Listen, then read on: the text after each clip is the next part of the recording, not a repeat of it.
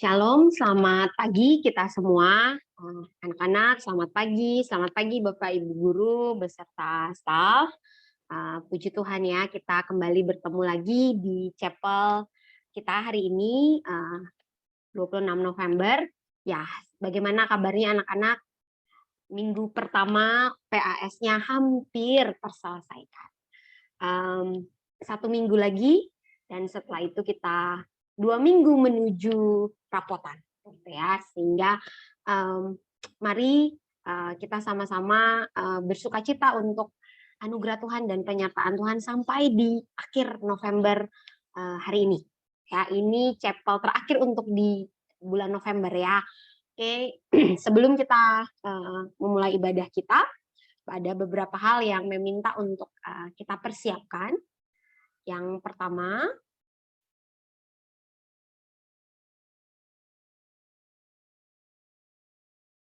mari kita persiapkan hati kita. Lalu yang kedua, mari kita persiapkan Alkitab kita. Yang ketiga, catatan, baik yang virtual, yang di gawai kalian, ataupun catatan yang masih hard. Lalu yang terakhir, lingkungan di sekitar, terutama buat kalian yang ada di rumah, pastikan tempat kalian saat ini untuk beribadah mendukung, sehingga benar-benar firman Tuhan yang akan dibagikan, pujian yang akan kita nyanyikan, semuanya memberi makna dan bisa menyentuh hati setiap kita, lalu kita bisa mengerti Tuhan mau menyampaikan apa untuk kita hari ini. Mari sebelum mulai kita akan bersaat teduh. 1 menit kita masing-masing pribadi kita berdoa meminta pertolongan Tuhan untuk menyiapkan hati, menuntun kita dalam ibadah kita hari ini. Mari kita berdoa.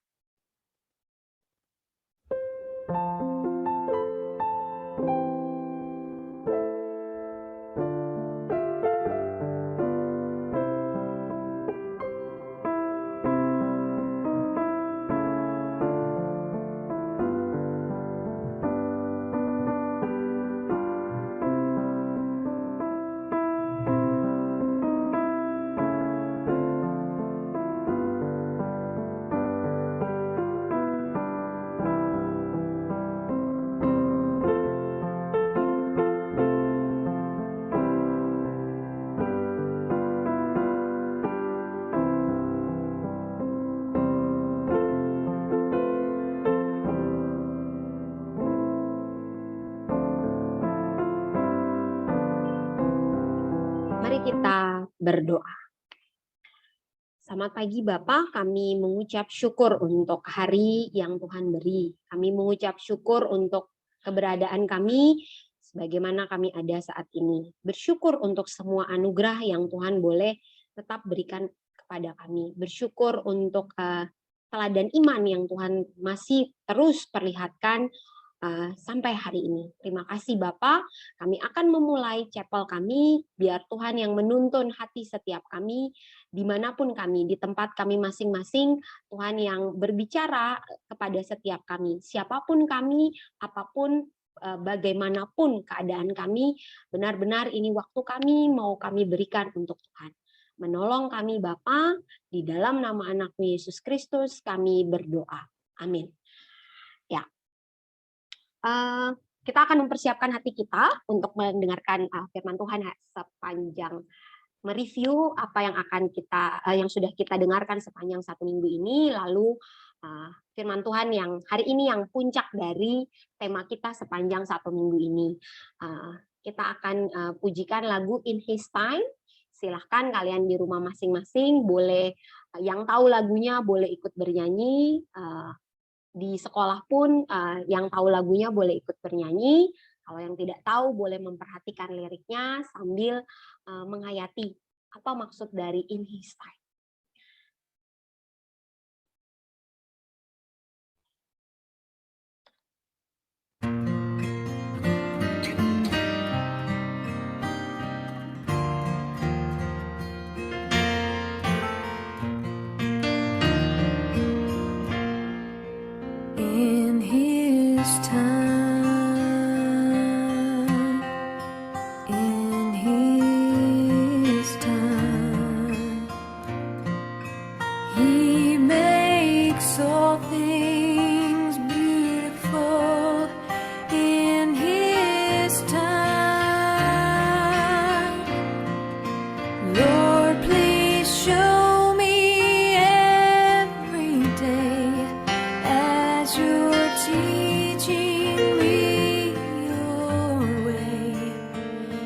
that you do just what you say in your time. In your time. In your time. You make all things beautiful in your time. Lord, my life to you I bring, and each song I have to sing be to you a lovely thing in your time.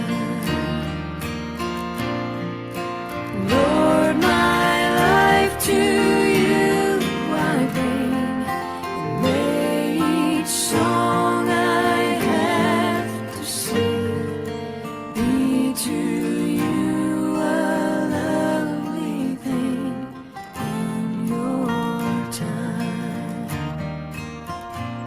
It be to you a lovely thing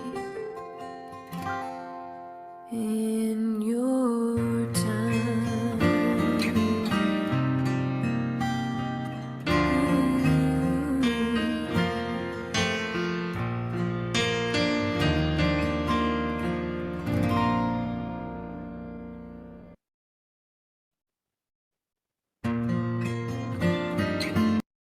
Ya, mari kita berdoa untuk mendengarkan firman Tuhan. Kita berdoa. Benar Tuhan, biarlah ini menjadi waktunya Tuhan bersama dengan kami. Biarlah ini menjadi waktu yang indah di mana Tuhan berbicara kepada setiap kami. Di mana menjadi waktu untuk kami boleh duduk diam dan mengerti apa yang menjadi maunya Tuhan. Apa yang menjadi rencananya Tuhan buat kehidupan setiap kami. Berfirmanlah buat setiap kami, siapapun kami yang mendengar, kami yang berbicara, kami ya dalam keadaan bersuka cita, kami yang berduka cita, kami dalam keadaan bebas, kami dalam keadaan terikat.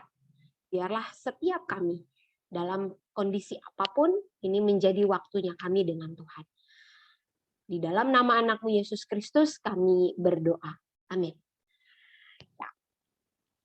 Kita review dulu devosi kita sepanjang harusnya 4 hari ya, tapi kemarin itu kita libur, jadi Mem akan sedikit mereview dari hari pertama, hari ketiga, dan sedikit membagikan apa yang ada di hari keempat. Oke.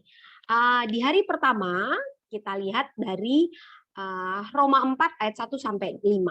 Jadi di dalam Roma 4 ayat 1 sampai 5 ini dinyatakan bahwa Abraham itu adalah manusia yang berdosa dan dia itu dibenarkan karena dia mempercayai rencana Allah.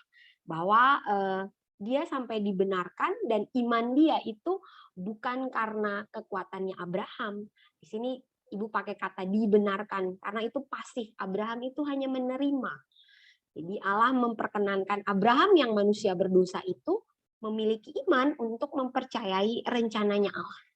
Ya, lalu di hari kedua kita melihat dari Roma 4 ayat 6 sampai ayat ke-12. Di situ bahwa kita yang percaya kepada Yesus, kita itu adalah anaknya Abraham karena warisan iman yang Abraham punya itu bukan berhenti di Abraham, tetapi kepercayaan yang Abraham bagikan itu, iman yang Abraham miliki di masa itu sebenarnya sedang menuntun dia untuk mempercayai rencana penyelamatan yang akan Yesus kerjakan. Sehingga dibilang bahwa bukan karena hukum Taurat orang diselamatkan, tetapi karena penebusan yang dilakukan oleh Yesus.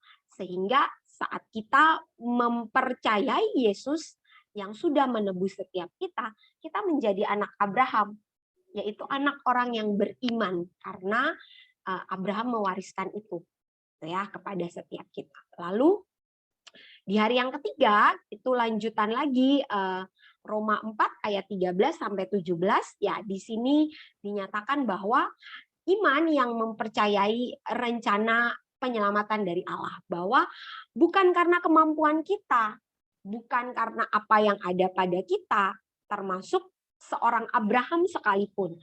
Dia bisa mempercayai rencana penyelamatan Allah itu karena ada iman yang dianugerahkan. Ya.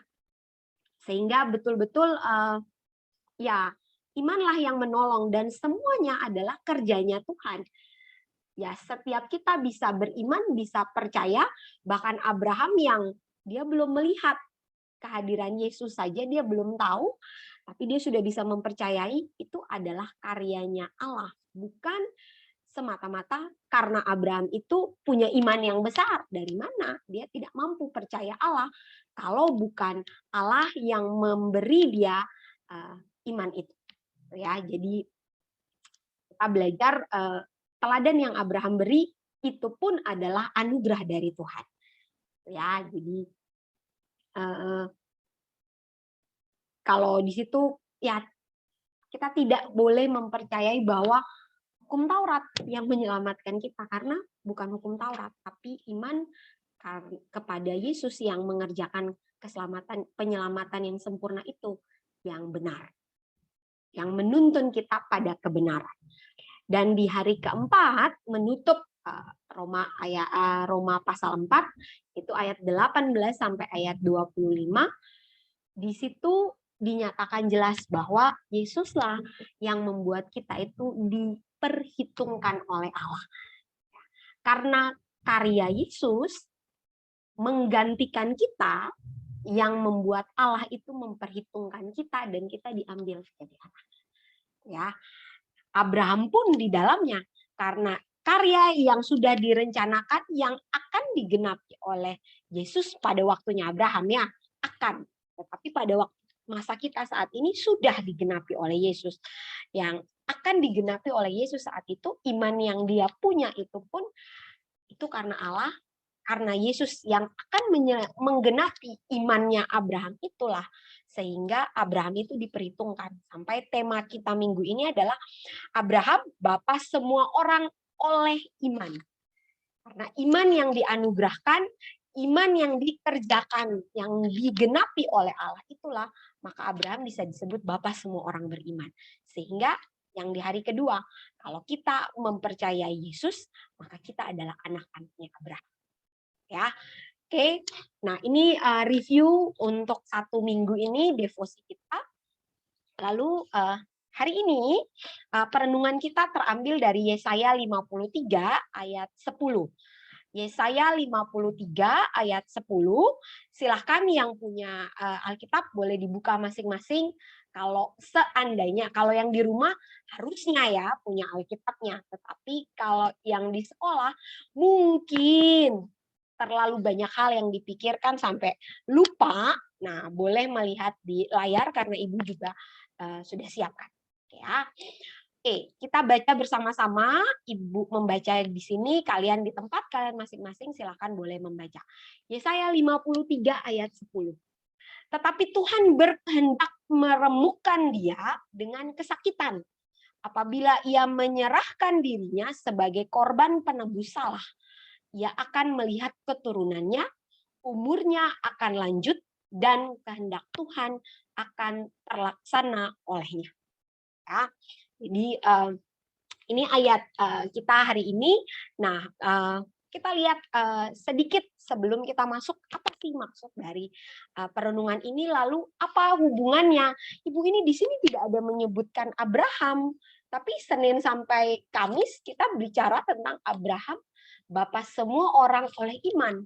Nah, apa relasinya? Nah, kita lihat dulu konteks dari keseluruhan. Sebenarnya di Perjanjian Lama ada 2 hal yang sebenarnya diungkapkan oleh para nabi, yaitu penderitaan, nubuatan tentang penderitaan yang akan dialami oleh Kristus, dan juga kemuliaan yang akan mengikuti setelah penderitaan yang dialami oleh Yesus.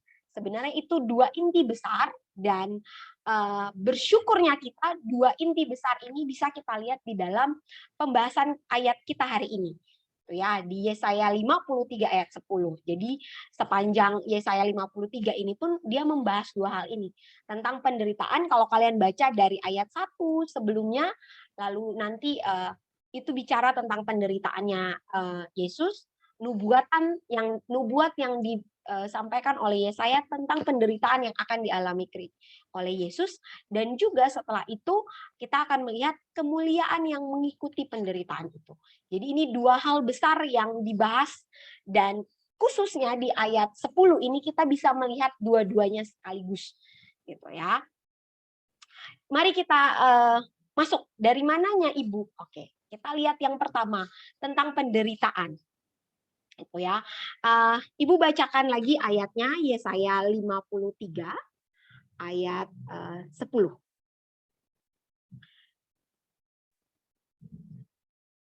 Tetapi Tuhan berkehendak meremukkan dia dengan kesakitan apabila ia menyerahkan dirinya sebagai korban penebus salah.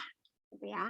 Jadi di sini kalau kita lihat Tuhan berkehendak meremukkan dia dengan kesakitan. Ya, Ibu menggunakan gambar ini untuk perwakilan bahwa ini penderitaan yang dialami oleh Yesus gitu ya. Ini cuma sebagian kecil sebenarnya. Ya, ini puncaknya penderitaan itu, tapi sebenarnya ada banyak rangkaian penderitaan yang Yesus lakukan dari mulai dia memutuskan untuk turun ke dunia dan mengerjakan rencana penyelamatan yang sudah disiapkan oleh Allah buat kita. Itu ya.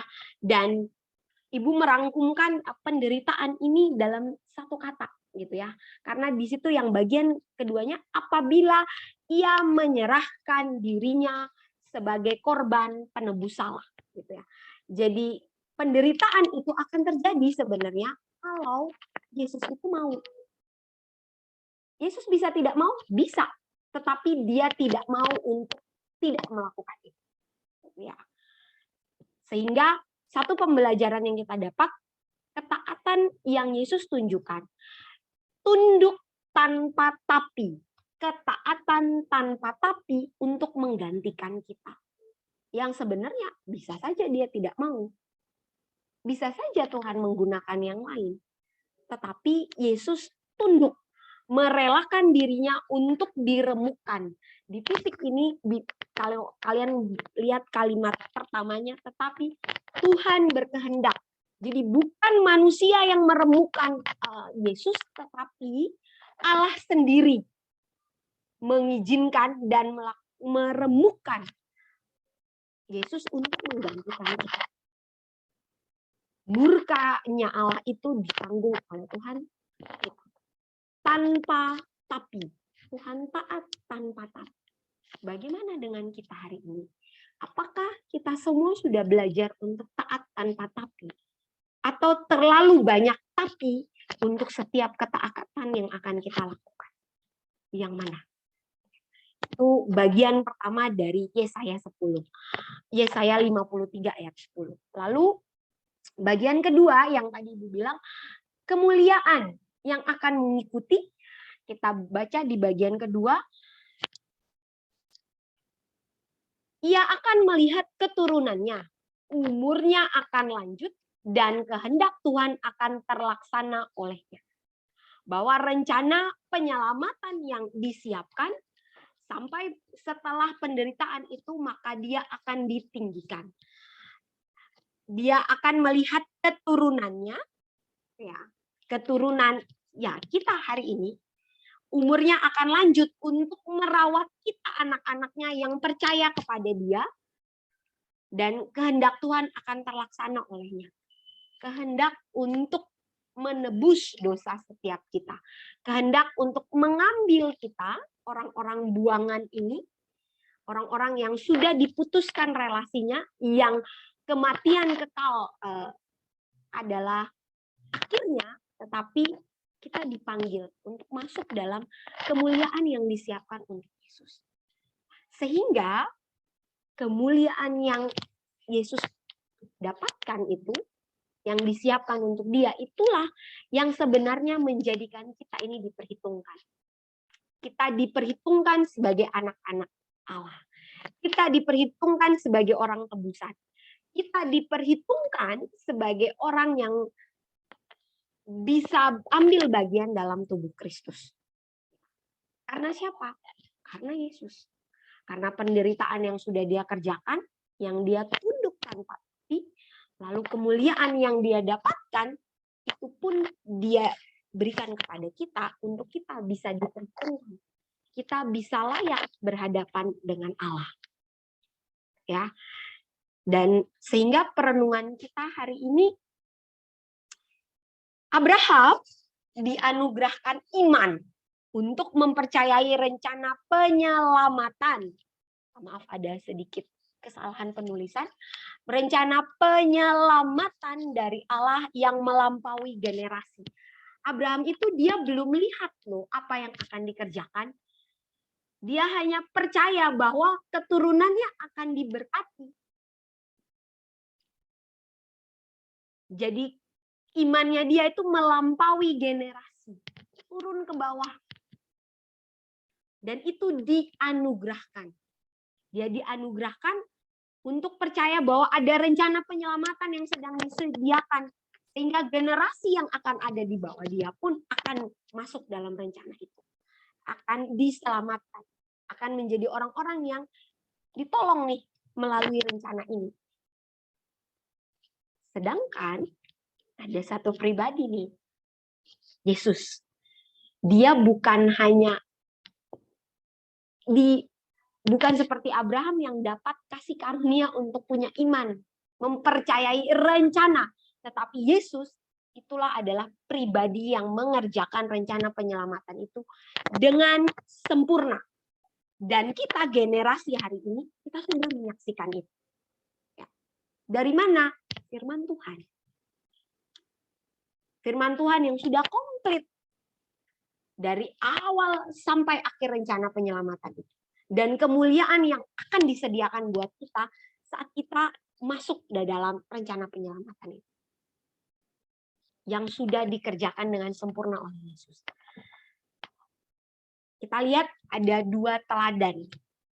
Abraham sebagai manusia, dia butuh anugerah untuk percaya. Tapi pribadi Yesus, dia yang sudah kerjakan. Dia yang sudah kerjakan itu, dia mengajak kita hari ini. Ayo masuk dalam rencana itu. Ayo. Bagaimana kita? Kalau Abraham tanpa melihat, dia mempercayai. Kita hari ini sudah melihat pekerjaan. Dan diajak langsung untuk dipimpin oleh Yesus menyelesaikan, menggenapi rencana itu. Masuk dan terlibat di dalamnya. Bagaimana dengan kita hari ini? Apakah kita punya iman?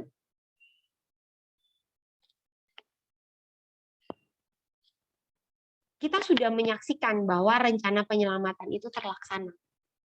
Kita tahu bahkan kalau ditanya, siapa Yesus? Yesus juru selamat saya.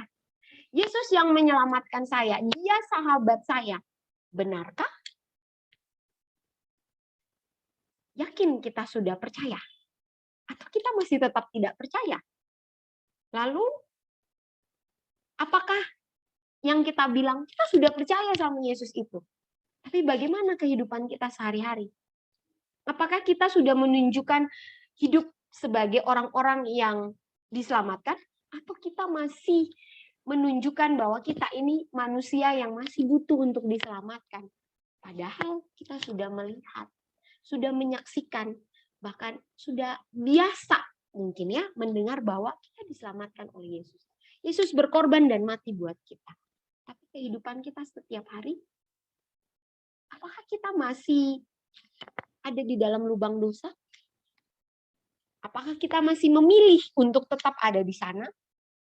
Sehingga kehidupan kita yang setiap hari kita saksikan kepada orang lain, kita ceritakan kepada orang lain adalah kita butuh ditolong. Kita butuh diselamatkan. Padahal kita sudah selalu dengar tentang penyelamatan yang Yesus kerjakan. Mari kita pakai waktu 1 menit ke depan Gue ajak setiap kita, mari kita sama-sama merenungkan. Sampai sejauh ini, sampai hari ini, kita tidak ada di masa Abraham yang baru mengira-ngira bahwa akan ada rencana penyelamatan, baru mendengar nubuatan. Kita di masa ini kita sudah melihat. Bahkan sering sekali kita ucapkan. Tapi sampai hari ini, bahkan saat ini, saat kita lagi dengar firman, apakah sikap kita, hati kita, pemikiran kita benar-benar menunjukkan bahwa kita adalah orang yang sudah percaya, orang yang sudah diselamatkan? 1 menit ke depan kita pakai waktu, kita berdoa di dalam hati kita masing-masing. Kalau memang kita bilang kita sudah percaya, kita berdoa minta sama Tuhan untuk terus setiap hari. Tuhan teguhkan iman itu. Tuhan kuatkan sehingga kehidupan kita boleh menunjukkan bahwa kita adalah orang-orang yang sudah diselamatkan. Tapi kalau kita yang belum, mari kita berdoa, bertobat dan minta Tuhan tolong supaya kita bisa punya iman untuk bisa mempercayai penyelamatan yang sudah dikerjakan oleh Yesus. Mari 1 menit ke depan masing-masing kita berdoa. Kita berdoa.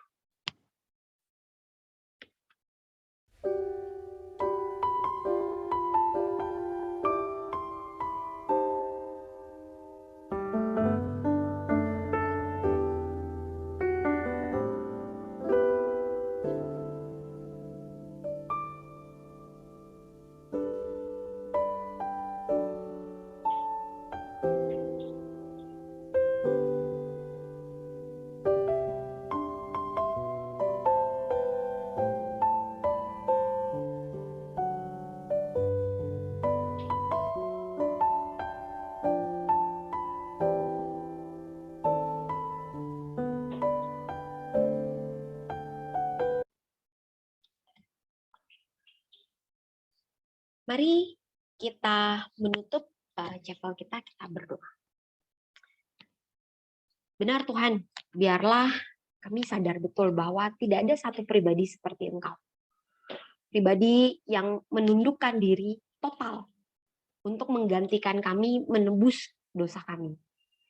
Tidak ada satu pribadi seperti Engkau yang merelakan turun dari tahtamu untuk hina, bahkan menjadi sangat hina, menanggung penderitaan yang begitu besar untuk menggantikan kami, sehingga kami bisa layak menerima kemuliaan. Tidak ada seperti Engkau, pribadi yang membagikan kemuliaan itu, yang harusnya hanya punya Engkau, kepada kami, anak-anak yang mau mengikut Engkau. Tidak ada seperti Engkau. Biarlah kami boleh benar-benar menyadari itu, dan kami dibawa pada kesadaran bahwa saat Tuhan menyentuh setiap kami, biarkan kami punya hati yang mau taat tanpa tapi seperti Engkau. Saat Tuhan mengajak kami masuk dalam kemuliaan itu, biarlah kami bisa berdiri dengan teguh untuk menyaksikan bahwa Yesus, pribadi yang sudah rela mati itu untuk kami, mengerjakan penyelamatan itu dengan sempurna. Sehingga boleh banyak orang melihat itu dalam hidup kami, bahwa kami orang-orang yang sudah diselamatkan oleh Allah. Kami anak-anaknya Engkau. Kami menyaksikan Engkau dengan begitu luar biasa dalam kehidupan kami dan sempurna. Sehingga orang-orang boleh banyak yang semakin mau dan rindu untuk mengenal Engkau lewat kehidupan kami. Biarlah hari ini Tuhan yang terus meneguhkan kami. Kalau kami yang sudah beriman dan mempercayai Yesus dari hari ke hari, biarlah Tuhan menuntun kami untuk punya hidup sebagai orang-orang yang sudah diselamatkan. Tapi kalau kami masih ada yang berkeras hati, Tuhan yang menyentuh hati kami. Biar kami boleh masuk. Kami boleh diperhitungkan menjadi orang yang diselamatkan karena Engkau. Terima kasih Bapa. Ini kami bersyukur untuk firman Tuhan. Kami bersyukur untuk iman yang terus dianugerahkan dari generasi ke generasi. Sehingga biarlah kami hari ini di generasi ini boleh punya iman seperti Abraham yang bisa kami bagikan untuk generasi di bawah kami. Terima kasih Bapa. Di dalam nama anakmu Yesus Kristus kami berdoa. Amin. Ya, kita sampai pada penghujung ibadah kita. Satu pesan Ibu, mari terus setiap kita belajar untuk taat tanpa tapi, bukan banyak tapi kalau mau taat. Sehingga betul-betul kehidupan kita boleh menjadi kehidupan yang memuliakan Tuhan, karena kemuliaan yang sudah diterima Yesus itu diberikan kepada kita. Tuhan Yesus memberkati, sampai bertemu di chapel selanjutnya. Shalom.